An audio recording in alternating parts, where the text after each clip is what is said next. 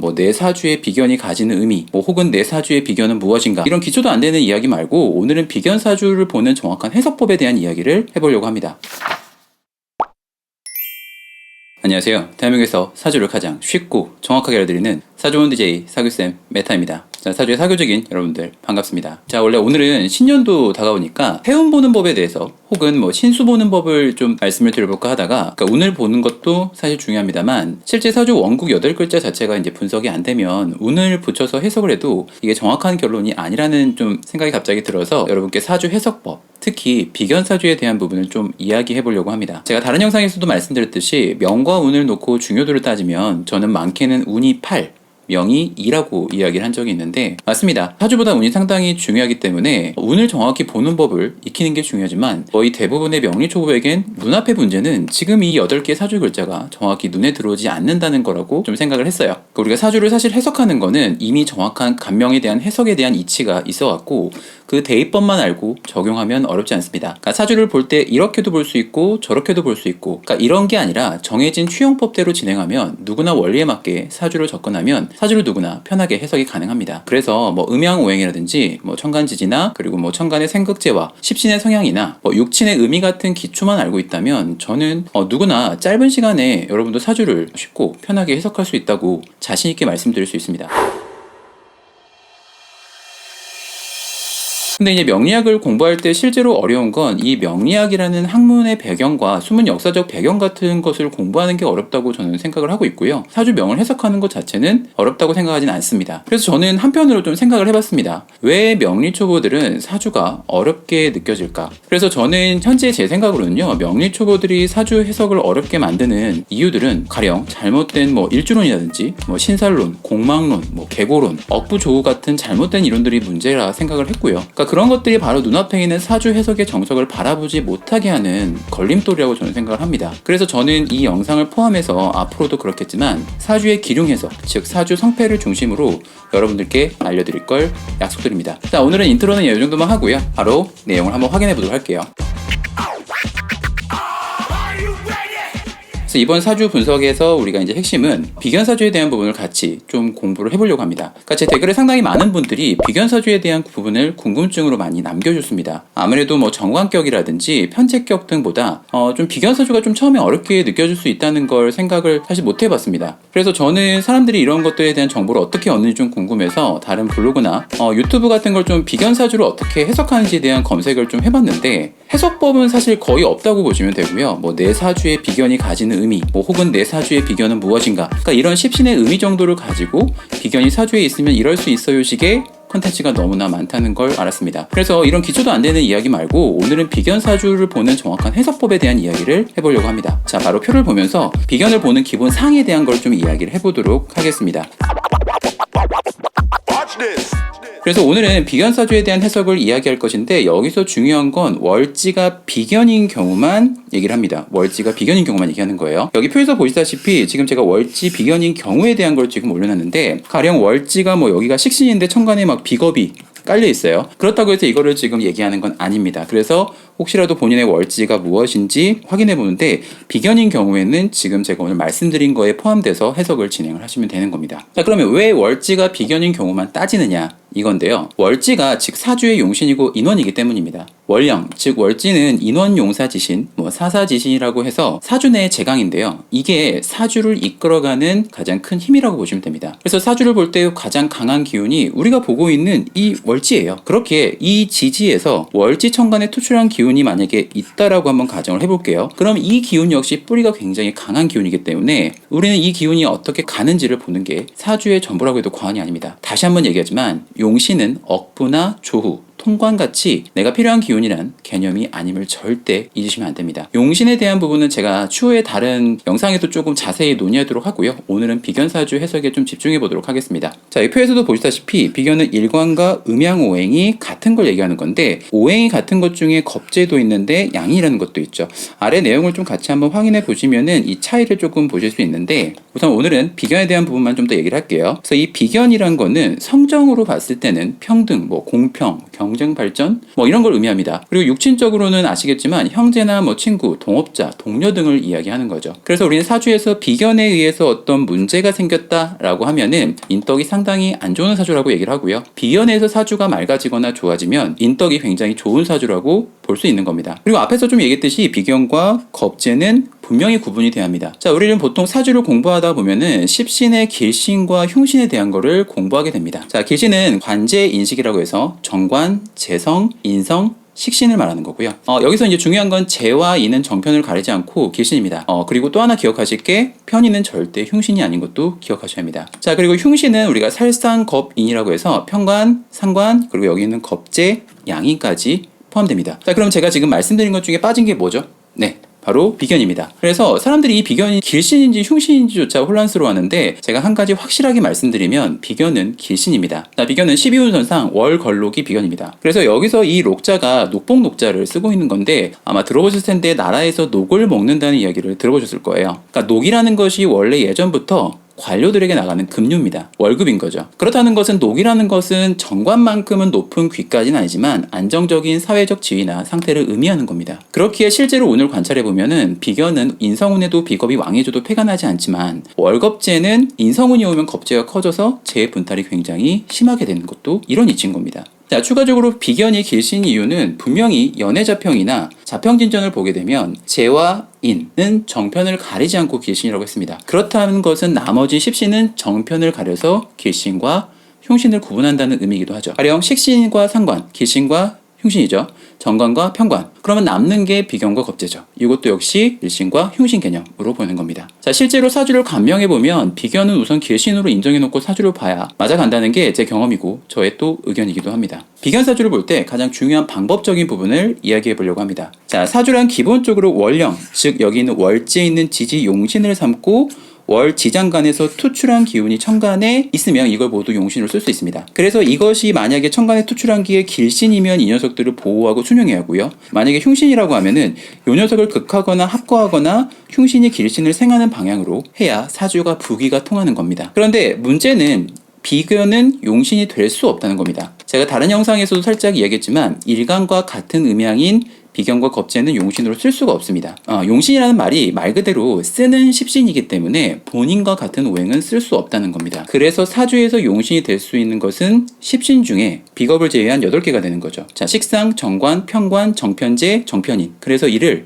우리가 팔정격이라고도 합니다. 그러면 비견은 용신이 없는 것이냐? 라는 건데 그럴 수도 있고 그렇지 않을 수도 있는 겁니다. 자, 그래서 이 표를 보면서 좀 설명을 드릴 건데요. 자, 페이지가 좁아서 이렇게 4개의 케이스만 가져왔습니다. 우선 비견인 경우 일간이 이렇게 양간인 케이스가 존재할 수 있고요. 그리고 이렇게 일간이 음간인 케이스가 존재할 수가 있는데 자, 이걸 왜 구분해서 얘기를 하냐면 자, 가령 지금 여기 보시면 인월 간목에 지금 예시를 하나 가져왔는데 월지 비견인데 우선 지지 월지는 비견이니까 용신은 될 수가 없는데 지지의 운의 대입의 시야를 볼 때는 이 비견을 중심으로 보는 건 맞습니다. 사주 내에서 뭐 다른 글자라든지 운에서 들어오는 글자가 어떻게 되는지는 나중에 좀 더 얘기를 해보고 우선 용신을 어떻게 정하는지에 대한 부분을 좀 더 말씀을 드려볼게요. 그래서 지금 현재 이 상태가 월걸록 상태인 건데 임목은 지장간에 지금 현재 무병갑이라고 하는 기운이 들어가 있기 때문에 이게 천간에 드러나거나 혹은 운에서 들어올 경우에 이게 모두 용신입니다. 가령 여기 천간에 여기 있는 무토가 투출해서 올라와 있다고 말을 해볼게요. 그러면 이 사주는요, 이 천간은 이 무토를 중심, 편재를 중심으로 보는 겁니다. 만약에 지장간 중에 병화가 올라와서 만약에 정화로 떴다라고 한번 예를 들어볼게요. 그러면은 상관이 투출했으니까 이 상관 흉신이 뭐 정화가 있어서 뭐 재를 생해야 한다거나 혹은 뭐 인성의 합거가 되면은 사주 전체가 유정해졌다라고 우리는 볼 수 있는 겁니다. 그래서 양간일 경우는 여기 뭐 4월 병화 같은 경우도 마찬가지지만 오행이 다른 지장간을 가지고 있으니까 천간의 용신을 정하는 데는 크게 문제가 되지 않습니다. 그러나 음간이 문제인 거죠. 여러분들 사주 중에 이렇게 보면 이렇게 묘월 을목 같은 경우가 분명히 나오게 되는데요. 묘목에는 지장간이 아시겠지만 갑을밖에 없어요. 그래서 이런 오행들은 용신이 될 수 없으니까 여기서 콱 막히는 지점입니다. 그래서 이럴 때는 월령 무용이라 책에 나와 있는데 천간에 사용할 용신이 없을 경우 가용신이라고 해서 만약에 천간에 길신인 관재, 인식순, 관성, 재성, 인성, 식신순으로 이게 이제 좋은 순서입니다. 이게 천간에 올라온 글자가 있다면 그 글자를 중심으로 명을 감명한다고 분명히 나와 있습니다. 자, 그래서 만약에 예를 들어서 묘월 이렇게 을목인 경우에 천간에 여기 이렇게 이게 경금 같은 글자가 만약에 있다라고 한번 가정을 해볼게요. 정관이 있으면은 이 글자인 용신을 보호하고 수용해야 한다는 겁니다. 단 조건은 이 글자가 지지 어딘가에 뿌리가 없는 경우에는 귀할 수가 없으니까 이걸 좀 잘 확인해야 합니다. 그리고 이렇게 묘월 을목일 경우에 천간에 만약에 무토라든지 기토 같은 게 있다라고 한번 가정해 볼게요. 그러면은 이런 경우에는 천간에 식상이라는 글자가 없게 되면은 비견이 들어왔을 때 이 재를 그냥 바로 극하기 때문에 역시 패격이 될 수 있기 때문에 만약에 천간에서 재를 쓰거나 그럴 때는 식상이 있는지 확인해 봐야 하고요. 그렇지 않은 경우에 귀할 수가 없는 경우가 많습니다. 그래서 결국에는 여기 투출한 가용신 같은 경우도 지지에 뿌리가 있거나 재성 같은 경우는 운에서 비겁에 당할 수가 있기 때문에 식상이라는 글자가 어디선가 보호해주고 있어야 하는 부분도 필요하다는 겁니다. 단 음간일 경우에는 이렇게 5월 정화인 경우 케이스는 5화 중에 지장간에 기토가 들어가 있죠. 그래서 천간에 무기토 식상이 들어오게 되면은 그 식상을 중심으로 명을 간명해야 하는 점도 이건 좀 예외적으로 아셔야 합니다. 자, 그래서 포인트를 정리해드리면 이겁니다. 이렇게 묘월, 을목, 자월, 개수, 유월, 신금 같은 경우는 천간의 용신을 쓸 수 없으니 길신으로 우리가 알고 있는 관제인식순으로 이 중에 올라온 게 있다면 그 글자를 중심으로 보는데 이것이 유정하게 되어 있다면 사주가 귀하다는 이야기를 하는 겁니다. 가령 천간에 정관이 있는데 바로 옆에 상관이 있다면 사주 명 자체는 상관근간이 아니라 귀할 수가 없는 거죠. 근데 운에서 이 상관을 합하는 글자가 들어온다면 이 사주가 귀하게 되는 시점입니다. 자, 여기까지 조금 이해가 되셨나요? 조금 어렵게 느껴질 수도 있는데 제가 예시 명조를 보여드리면서 한 번 더 설명을 좀 더 드려보겠습니다. 자, 우선 여기 첫 번째 사주를 보여드릴 건데 이건 제가 좀 오래전에 상담을 했던 분입니다. 여자분인데 여기 월지가 여기 비견인 분이신 거죠. 자, 여러분들은 이 사주가 어떻게 좀 답이 나오나요? 제가 한번 설명을 들어보겠습니다. 4월 병화의 사주인 건데 지지가 이제 비견이죠. 지지는 이 비견을 중심으로 봐야 합니다. 비견은 정관을 만나도 좋고 식상을 만나도 좋습니다. 특히 이 식신은 재가 들어왔을 때 비견이 재를 바로 극하지 못하도록 통관을 도와주기 때문에 좋은 역할을 하기도 합니다. 단 지지에 아쉬운 점이 있으면 배우자궁이 지금 현재 자묘형을 짜고 있기 때문에 결혼 시에 조금 문제가 될 수 있긴 하지만 근데 이 여자 한 번의 사주만 놓고 무조건 그렇다고 말하기에는 좀 성급한 부분이 있기 때문에 상대방에게 이것만 보고 당신은 무조건 이혼합니다. 이런 얘기 하시면 절대 안 됩니다. 자, 계속 보겠습니다. 이번에는 천간의 상황을 좀 보도록 할 건데요. 앞에서 말씀드렸듯이 양간은 월지 비견에서 다른 지장간들을 가지고 있기 때문에 이게 천간이나 운에서 투출하면 모두 용신이 되는 겁니다. 그래서 지금 현재 여기 있는 월지 사화 같은 경우는 무경병을 가지고 있는데 지금 보시면 천간에 이렇게 지금 다 올라와 있는 걸 확인해 볼 수가 있죠. 근데 앞에서도 말씀드렸듯이 이 정화는 오행이 같은 비겁이기 때문에 얘는 용신이 아니기 때문에 이 사주 천간에선 현재 여기 있는 재와 식신을 모두 사용하는 사주입니다. 자, 그렇다면 이제 이게 유정하게 돼 있는지를 보아야 하는데 여러분들은 지금 여기 있는 천간의 문제가 바로 보이시나요? 자, 이 사주는 지금 주를 잘못 썼습니다. 지금 현재 여기 있는 무토랑 정화의 자리가 바뀌어야 돼요. 지금 현재 보면은 이 겁재가 식신에서 생하는 모습은 굉장히 좋은데 이 겁재가 시간에 있는 이 정제를 극하고 있는 모습은 굉장히 아쉽죠. 만약에 이 둘이 지금 자리를 바꿨다고 한번 생각해 볼게요. 정화가 무토를 생하고 무토가 재를 생하기 때문에 내가 가진 기술이나 언변으로 부하게 살 수 있는 사주팔자인데 좀 아쉽습니다. 그러나 주를 잘못 썼더라도 기운이 현재 재로 몰려있는 건 맞기 때문에 내 재주로 먹고 사는 사람은 맞습니다. 그래도 사주 구조는 나름 좋다고 저는 보는 편이에요. 근데 이 사주가 이제 운에 의해서 어떻게 바뀌는지를 좀 알려드리려고 합니다. 제가 전에도 말씀드린 것이 있죠. 사주보다 운이 더 좋아야 한다고요. 자, 이 사주는 천간에 재를 쓰는 지금 사주인데 정관보다는 편관이 더 좋습니다. 이상하죠? 편관이 더 좋다는 게 왜 그런지 보겠습니다. 우선 전체적인 지지방은 나쁘다고 볼 수는 없습니다.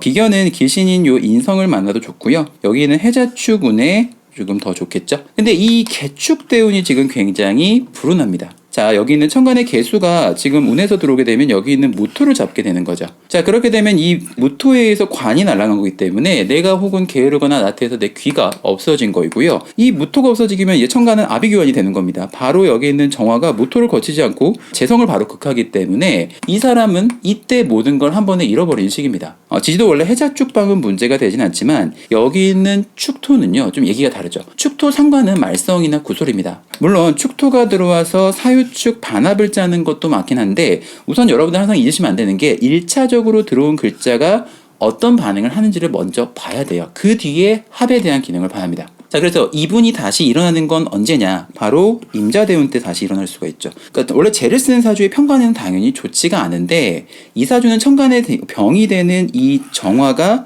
임수에 의해서 깔끔하게 날아가죠. 엄청난 정화가 이 역할을 하는 겁니다. 그래서 원래는 이 사주 자체에 좀 위치가 애매했던 이 정화가 그때는 엄청난 일을 하게 됐는데 이런 경우를 우리가 바로 겁재 합살이라고 해서 살이 깔끔하게 되면서 식신이 재를 생하는 구조로 바뀌기 때문에 이때 엄청난 부를 가져갈 수 있습니다. 제가 지금까지 사주를 감명해온 바 이런 시기에 굉장히 크게 발복을 하게 되는데 이유가 뭐냐면 겁재는 원래 재를 분탈하는 흉신입니다. 그러나 이 흉신이 좋은 작용으로 해서 어떤 흉신끼리 문제를 해소하게 되면은 이 흉신이 가지고 있던 원래 반대급부에 일어납니다.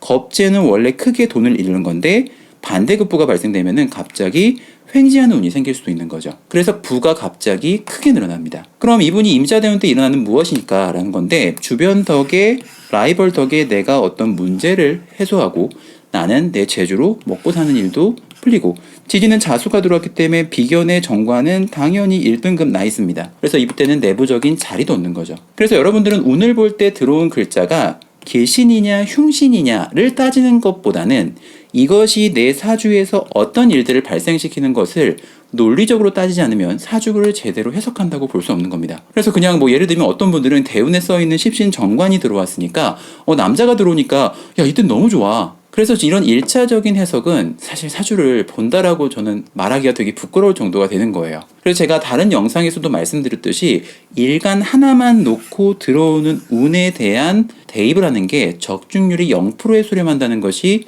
이런 것을 놓고 말씀드리는 겁니다. 자, 그래서 양간 비견의 사주를 지금 좀 확인해 보았는데 자, 이번에는 음간 비견의 사주를 좀 확인해 보겠습니다. 자, 이것도 역시 여자분입니다. 좀 사주가 어렵게 느껴질 수 있어요. 왜냐면 이렇게 음간 비견 같은 경우가 나오면은 사람들이 탁 이런 경우가 많습니다. 자, 보겠습니다. 묘월 을목 사주인 거죠. 자, 지지는 여기 있는 묘목을 중심으로 봐야 하는데 지금 현재 여기 연지에 있는 살이 월지에 있는 비견을 치는 모습은 당연히 좋지 않죠. 물론 해묘 반합이 되는 부분이 있어서 충해작용이 엄청 세다라고 할 수는 없지만 그래도 그 작용은 분명히 있습니다. 그래서 내가 남자나 직업적인 부분으로 항상 문제를 가질 수 있고 특히나 배우자랑 자식 자리가 지금 재성인데 비견이 이 재를 극하는 것도 문제인데 이 재가 살을 생하기 때문에 지지의 모습이 사실 조금 좋다라고 보기는 어렵습니다. 그래서 이 지지 같은 경우에는 이 살을 제어할 수 있는 식상 같은 게 들어와서 좀 문제를 해소하는 방향으로 좀 흘러가야 하는데요. 자, 천간을 좀 보도록 하겠습니다. 앞에서 이야기했듯이 월지 장간에서 투출된 기운이 없는 사주죠. 지금 보면은 가불이 들어가 있기 때문에 없으므로 이 사주는 천간에 관제 인식이 있거나 그러면은 그 중에서 가용신으로 삼아서 사용해야 하는 사주인 건데